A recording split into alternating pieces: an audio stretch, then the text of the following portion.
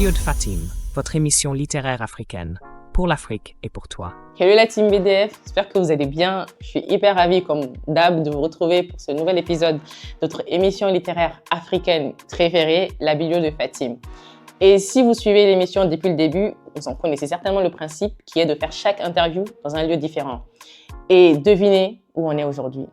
Eh bien, chez Diaspora. Diaspora, votre espace culturel panafricain préféré aussi, qui propose restauration, café, networking, salon de coiffure et espace barbeur, sans oublier librairie, parce que quand même, il faut le dire. Donc, merci à Diaspora de nous accueillir aujourd'hui. Et si Diaspora nous ouvre ses portes, c'est pour accueillir Sandra, des éditions Kamit, qui aujourd'hui sera toute seule. Petit coucou à Carmel, qui n'a pas pu être disponible. Donc, moi, je vais l'accueillir. Je vous laisse profiter du générique. Et puis, on se dit à tout de suite. Bienvenue dans la Biblio de Fatim, l'émission littéraire qui vous entraîne dans un voyage à travers les pages de la littérature africaine et afrodescendante, où les mots deviennent des ponts entre les continents et les cultures. Découvrons ensemble les histoires, les poèmes et les voix qui nourrissent l'âme et l'esprit du continent. Plongeons dans l'univers fascinant des écrivains, écrivaines et autres acteurs littéraires africains porteurs de mémoire. Explorons ensemble les traditions orales qui se transforment en pages d'encre et vibrons au son des langues et dialectes qui tissent la richesse de la littérature africaine. La Biblio de Fatim, une invitation à la rencontre de l'imaginaire et de la créativité du continent. Hello la team BDF, j'espère que vous allez bien. Du coup, me voici en compagnie de Sandra, des éditions Kamit. Hello Sandra. Salut Fatim. Ça va? Salut. Comment tu vas? Très bien. Et toi? Oui, ça va, merci. Bon, la team, Sandra est là. Malheureusement, Carmel n'a pas pu se joindre à nous, mais c'est comme si elle était là avec nous. Parce que Sandra la représente aussi. Donc, Sandra, pour préciser, Carmel et Sandra sont sœurs. Et elles sont fondatrices de des éditions Kamit. Donc, Sandra, ma première question, évidemment, c'est de te demander de te présenter et de nous parler des éditions Kamit, en fait. Ça marche. Donc, du coup, moi, c'est Sandra Siawa. J'ai 32 ans et je suis éducatrice de jeunes enfants de métier. Et donc, je suis la cofondatrice des éditions Kamit avec ma sœur Carmel. Sur ce projet, ça va faire 3 ans, du coup, qu'on y est. Notre jeune maison d'édition démarre parce que pendant le Covid, on se rend compte qu'on ne connaît pas assez notre histoire. Et du coup, on part de ce postulat et on se dit qu'on ne veut pas que nos enfants se retrouvent dans le même contexte à notre âge. Et du coup, on commence nos recherches. On a le temps. On est confinés, donc on a le temps de faire des recherches. Et du coup, naît l'idée d'un calendrier. Parce que du coup, je dis à Carmel, je l'appelle un soir, je lui dis, écoute, j'ai pas encore d'enfant à l'époque, et je lui dis, tiens, si demain j'ai un enfant, j'aimerais bien qu'il porte un prénom africain. Et là, elle me dit, ah ouais, c'est trop bien et tout, mais je lui dis, mais oui, mais je trouve pas de référencement ni en ligne, ni de livres avec des prénoms africains. Est-ce que tu avais un pays en tête précisément? Pas du tout. C'est vrai, tu voulais juste une... Ok, ouais. Ok. Et je lui dis, du coup, pourquoi on ferait pas un calendrier? Et là, le premier projet naît. Donc, on se lance dans le calendrier, on fait un calendrier en 3 mois, c'est bouclé, avec des prénoms africains, mais vraiment de toute l'Afrique, de tout le continent. Et il cartonne, le calendrier, on avait fait tu l'as là, exemples. Non, tu l'as pas. Je l'ai plus parce que on n'en a plus. Non, on en a plus. Sold out. Oh, ouais, il est sorti, il était, en même pas 1 mois, on l'avait tout écoulé. Et Carmel me dit, non, mais on peut pas s'arrêter là. Maintenant qu'on a lancé le calendrier, il faut qu'on trouve autre chose. Et elle se dit, mais comment on peut accompagner nos jeunes toute l'année avec un outil qu'ils peuvent avoir tous les jours sans avoir à réfléchir, mais un outil utile pour eux. Donc elle réfléchit et elle me dit, tiens, ça ne dirait pas un agenda? Parce qu'un agenda, ils sont obligés de noter leurs devoirs, ils n'ont pas le choix que d'écrire. Donc, du coup, est né le deuxième projet, donc allié au premier. Donc du coup, le calendrier dedans, ça va être le premier calendrier qu'on avait fait. Et du coup, l'agenda est né. C'est comme ça que Édition Kamit vraiment est né. Parce que le premier projet, en fait, c'était le calendrier one shot. Et ensuite, on s'est dit, allez, on se structure et Tout ça parce Que tu t'es dit qu'un jour, c'était un enfant, t'aimerais qu'il porte un prénom africain. C'est ça. Et tout est né, c'est fou quand même l'histoire. C'est ça. Et pourquoi Kamit? Bon, Kamit, je sais, je connais la signification. Ouais. Donc j'imagine que c'est la raison pour laquelle votre maison d'édition porte ce nom, ou du moins c'est intitulé. Et ça porte aussi, mine de rien, vos valeurs et tout ce que vous avez comme objectif vis-à-vis de votre maison d'édition. Exactement. Camille, parce qu'on voulait vraiment axer notre œuvre sur la communauté afrodescendante. Non pas qu'on souffre pas aux autres, c'est qu'en fait, c'était important pour nous de parler d'abord de notre histoire. Donc celui qui veut en apprendre plus, qu'il soit intéressé par nos produits pour ça. Et surtout, parler de notre histoire, c'est important parce que qui mieux que nous peut la raconter en fait. Clairement. Ouais, c'est vrai qu'une histoire mieux racontée n'est faite que par... Exactement ça, il n'y a pas mieux à dire. C'est ça. Et j'imagine que créer une maison d'édition, parce que vous êtes aussi autrices toutes les deux, créer une maison d'édition, j'ose imaginer que c'est pas chose facile. Est-ce qu'il y a quels ont été les défis, les challenges auxquels vous avez pu faire face? Parce que ça s'est pas fait du jour au lendemain. Est-ce que tu peux nous raconter un peu cette aventure-là? Clairement, nous on est en autodidacte. On a été vraiment au culot. Il faut oser. Hein. Ouais. Ça. On a vraiment été au culot. En fait, on s'est renseigné au départ, on se disait qu'une maison d'édition, on était obligé de passer par des grands groupes comme Gallimard. Et en fait, en regardant en ligne, tu vois qu'il n'y a pas que ça. En fait, non. Tu peux le faire toute seule. Bon, tu auras bien sûr tous les aléas qui vont avec, mais tu peux y arriver tout seul. Et surtout, on ne voulait pas avoir à se justifier de ce qu'on faisait. Et aller voir une autre maison d'édition, c'était ça. C'est, mon projet, il est comme ça, mais peut-être qu'on va me demander de le dénaturer, qu'il passe mieux aux yeux des autres. Et nous, on ne voulait pas de ça.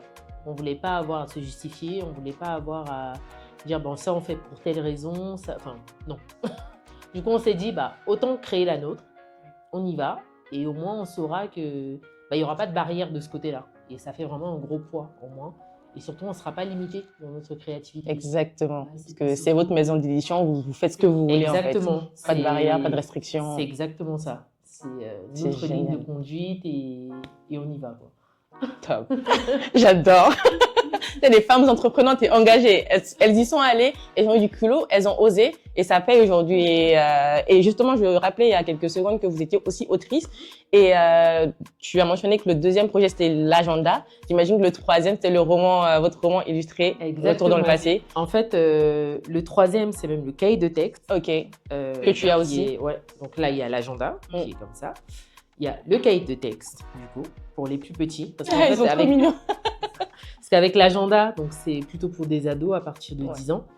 Les plus petits en CP nous ont dit oui, mais nous, on a des cahiers de texte à l'école, mais du coup, nous, on n'a pas de produit où on peut s'identifier. On a dit oui, c'est vrai. Et les cahiers de texte respectent le même concept que l'agenda. Exactement. Tous les jours, en fait, il y a un apprentissage sur soit un personnage, soit une thématique afro-caribéenne, également des conseils pour booster tout au long de l'année. Enfin, vraiment, c'est un cahier de texte, mais il y en a qui l'utilisent comme un cahier de notes, clairement. Et du coup, le quatrième, finalement, projet, c'est notre roman illustré. Alors, le fameux. Voilà, donc ça c'est notre petit bijou qu'on aime beaucoup. Donc il est illustré, il y a des belles illustrations dedans. Je confirme. Fatim se l'est procuré. Et de quoi parlent les gardiens de la mémoire? Retour dans le passé. Parce que tu vois celui, tu te dis, oh là là, mais qu'est-ce que nous prépare dans ce roman? De quoi il parle? Les gardiens de la mémoire, tout simplement, ça nous tenait à cœur que les jeunes, ou même moins jeunes, qui vont le lire, mais surtout quand même les ados, ou pré-ados qui le liraient, qui puissent s'identifier et surtout qu'ils puissent se projeter. Parce qu'en général, l'histoire, elle est contée toujours de manière, entre parenthèses, un peu barbante. C'est à telle époque, il y a eu ça, à telle époque, il y a eu ci. C'est important, mais des fois, nos jeunes sont un peu déconnectés. C'est même moyen, c'est pas le meilleur moyen de retenir, en fait. Exactement. Et du coup, on s'est dit, comment raconter l'histoire, qu'ils la retiennent, mais qu'ils soient plutôt acteurs, du coup.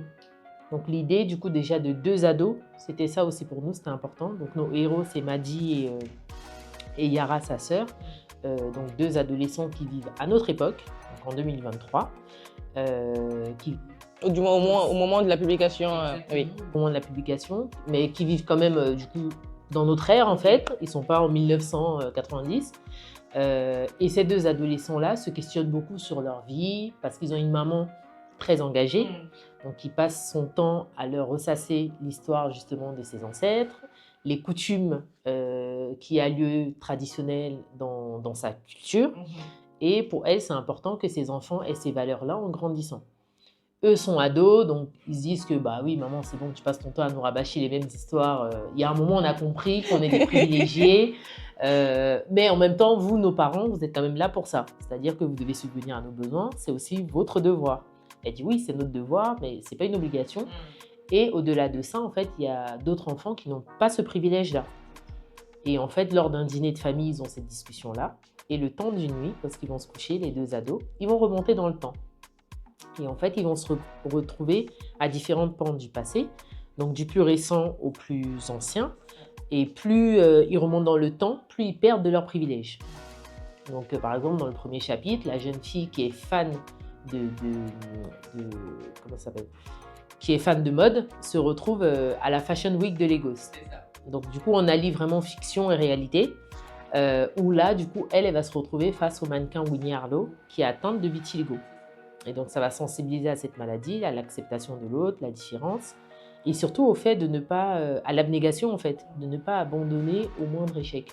C'est-à-dire que ce mannequin-là, malgré le parcours du combattant qu'elle a eu, bah, elle s'est accrochée pour en arriver là où elle est. Donc toi, ado, c'est pas au moindre échec qu'il faut que tu abandonnes.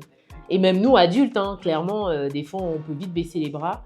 Mais en fait, il y en a vraiment qui ont bras. Quand tu relativises, exactement. Quand tu relativises, tu dis toujours qu'il y a pire que toi, en fait. Mais il faut avoir ce réflexe de relativiser, effectivement. C'est ça. Et ne pas tout de suite se dire, je vais abandonner. Des fois, c'est pas fait pour soi. Bon, bah, il faut laisser tomber. Mais il faut quand même essayer au départ, avant de se dire que c'est perdu d'avance. Donc, l'idée, c'est ça. Et en gros, à chaque chapitre, en fait, ils ont une morale. Et c'est vraiment les emmener à réfléchir, tout le temps. Le jeune homme, lui, il est fan de technologie. Bah, lui se retrouve dans les mines du Congo. Congo, exactement. Voilà. Ou cette fois, bah, c'est lui qui est mineur, c'est lui qui doit travailler. Ça fait toute la différence, hein. C'est ça. Bah, là, cette fois, il n'y a pas papa et maman pour subvenir à ses besoins. Donc, il a faim pour la première fois de sa vie. D'habitude, bah, il ouvre le frigo, tout est sur la table. Et du coup, bah, l'idée, c'est qu'il se retrouve avec des jeunes comme lui qui n'ont pas sa chance. Donc, on a des réalités qui sont autres. Exactement. Et en fait, l'idée, c'est même pas de se dire que bah, ce que j'ai, limite, je le mérite pas. Non, parce que tes parents travaillent quand même pour que tu aies ce confort-là. C'est plutôt ce que tu as, comment tu peux faire pour en faire profiter les autres. L'idée, voilà, à chaque fois, à chaque chapitre, c'est vraiment ça. Et donc, plus ils remontent dans le temps, du coup, plus ils perdent de leurs privilèges. Et le réveil, il est assez brutal, du coup. Tu m'étonnes. Il est assez violent. Ils disent à leur mère, mais t'as mis quoi dans notre repas hier soir? Parce que moi, je me suis retrouvée au Congo. Et tout ça se passe en une nuit. Hein. Exactement. C'est fou quand même. C'est ça. Tout ça se passe dans une... Et est-ce que, parce que ce roman illustré, il faut vraiment le lire, parce que moi, je suis en train de le lire, pour être honnête, et de ce que j'en ai lu pour le moment, tu le dévores, en fait, dès que tu l'ouvres, tu as juste envie de défiler les pages. Et avec les illustrations, je trouve que ça rajoute un truc, justement. T'es pas juste dans du texte, même si, évidemment, quand tu lis, tu t'évades. Que tu le veuilles ou non, quand tu lis, quel que soit le livre que tu lis, tu t'évades. Mais avec les illustrations, je trouve que ça rajoute quelque chose. Et est-ce que, justement, il y a un deuxième tome ou une deuxième partie qui arrive? Oui, on y travaille. On aimerait bien en sortir une deuxième. Et nous, l'idée aussi, c'était de faire participer aussi nos auteurs. C'est pour ça que sur la fin, vous avez un questionnaire aussi qui demande l'avis des auteurs. Est-ce qu'ils aimeraient une suite? Est-ce qu'ils visualisent aussi une suite? C'est marrant aussi de voir comment les gens arrivent à se projeter. Mais oui, on aimerait bien du coup... une deuxième partie, un deuxième tome. C'est ça. C'est génial. Et pour revenir à la maison d'édition Kamit, au propre même de la maison d'édition, est-ce que vous prévoyez, parce que pour l'heure, vous publiez que pour vous-même, est-ce que vous prévoyez de collaborer avec d'autres auteurs à un moment donné ou pas du tout? Vous allez continuer avec ce concept-là? Oui, totalement. On prévoit de publier avec d'autres auteurs. On a d'ailleurs quelques auteurs qui nous ont approchés pour savoir du coup comment ça se passait. Faut savoir que publier pour d'autres auteurs, ça c'est pas forcément uniquement la publication. Il y a tout un écosystème derrière. Il y a l'imprimeur à trouver, il y a le papier à sélectionner, les illustrations, la mise en page. En fait, c'est un peu à la carte. Il y a des personnes qui auraient besoin juste, par exemple, d'avoir une mise en page uniquement de leurs ouvrages et le reste, ils le font. Il y en a qui ont besoin de faire de A à Z. Du coup, trouver une formule adaptée pour chacun. Mais oui, également, c'est une voie qu'on est en train d'essayer d'ouvrir aussi pour nos maisons d'édition. Et là, spontanément, il y a une autre question qui va... Bon, là, ça sera les questions qui vont s'enchaîner. Mais est-ce que vous avez pensé, parce que vu ce dont traitent vos différentes publications, on va dire, est-ce que vous avez pensé à, je sais pas, collaborer avec des auteurs ou du moins des librairies plutôt sur le continent? Est-ce que vous y avez songé? Parce que je pense que ça plairait beaucoup. Ou peut-être passer par une autre voie comme les e-books ou une version en ligne, justement rendre ça accessible à certains lecteurs du continent. Totalement. Faut savoir que du coup, avoir accès au continent, c'est avoir un contact. C'est ça. C'est ça le plus... Ah, voilà. Ça c'est clair. Donc c'est se tisser un réseau sur place, ce qui n'est pas toujours évident. Là, on essaye d'approcher notamment le Cameroun, donc notre pays d'origine. Parce que du coup, ça nous tient quand même à cœur de le faire également dans notre pays d'origine. J'avoue que c'est pas encore gagné. Vraiment, c'est vraiment pas évident le fait de ne pas être sur place déjà, de parler par correspondance, ils ne comprennent pas toujours notre besoin, notre demande. C'est pas encore fait, mais en tout cas, on aimerait le faire aussi. Ok, voilà. Donc ça fait partie de nos objectifs, à moyen terme d'être diffusé sur le continent. Et en parlant du coup en ligne, on a récemment, donc depuis la semaine dernière, on est du coup maintenant accessible sur Kindle de Amazon. Oh, génial! Donc ça y est, ça a été... pour le roman illustré? Ouais, pour le roman illustré. Donc ça déjà, c'est accessible en ligne. Donc ça fait quand même une ouverture aussi à l'international. Et l'idée, c'est de mettre tous les projets comme ça aussi en ligne. Et par la suite même de traduire, parce qu'on a beaucoup de... Ça, c'est vrai que c'est beaucoup, c'est un écosystème, il y a tellement de choses à prendre en compte. Exactement. Wow. Donc les gens des fois sont pressés d'avoir toute la suite, mais on leur dit derrière, en coulisses, c'est pas... Exactement, il y a notamment beaucoup le moyen financier. Il faut savoir que nous, on fonctionne vraiment avec nos fonds propres.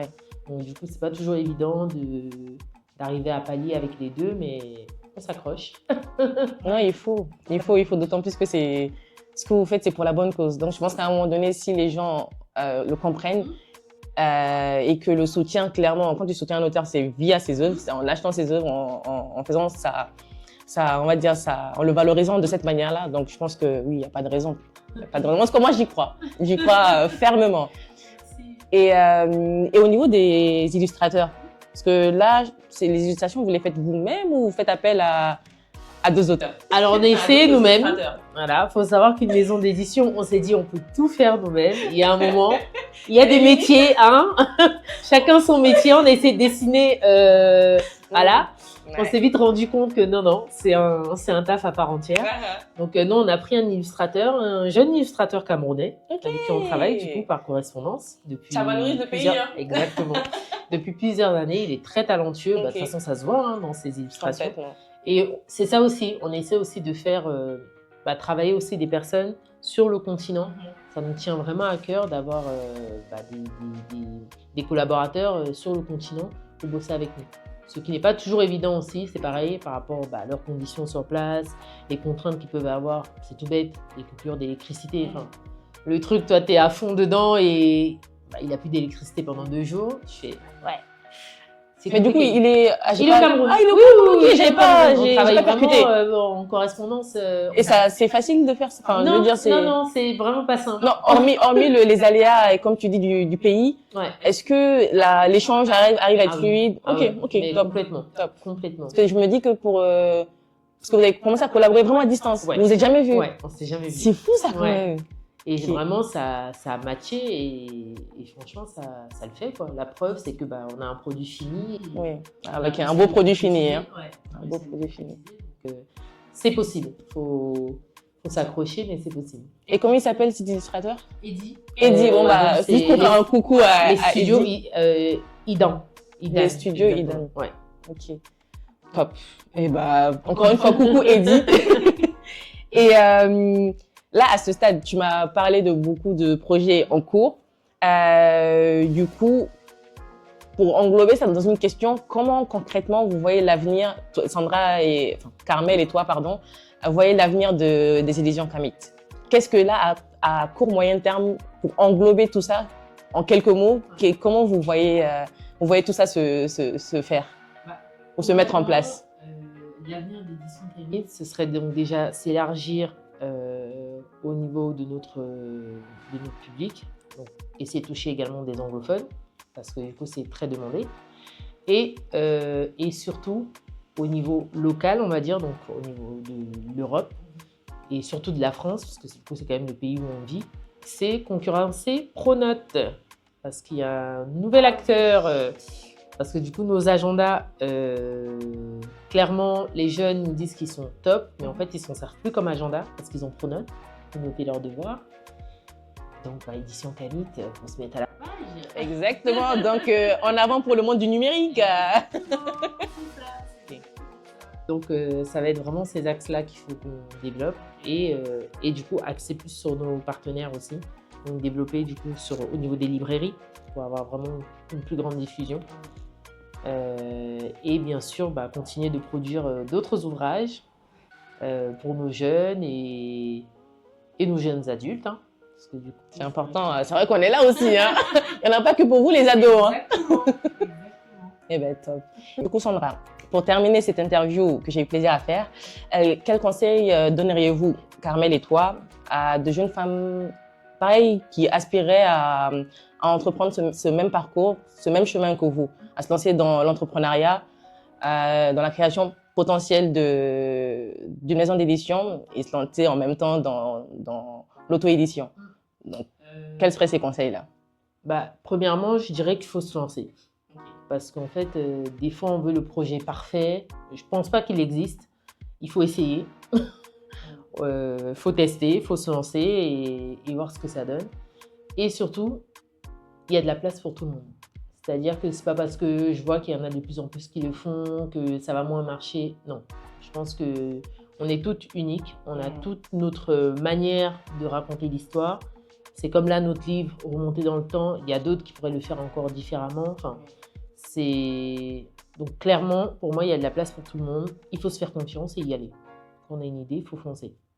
Et ben voilà. Je pense que ces mots sont très clairs. Il faut oser, il ne faut pas hésiter. Comme elle a dit, Sandra, on a tous notre unicité, tous uniques en notre genre.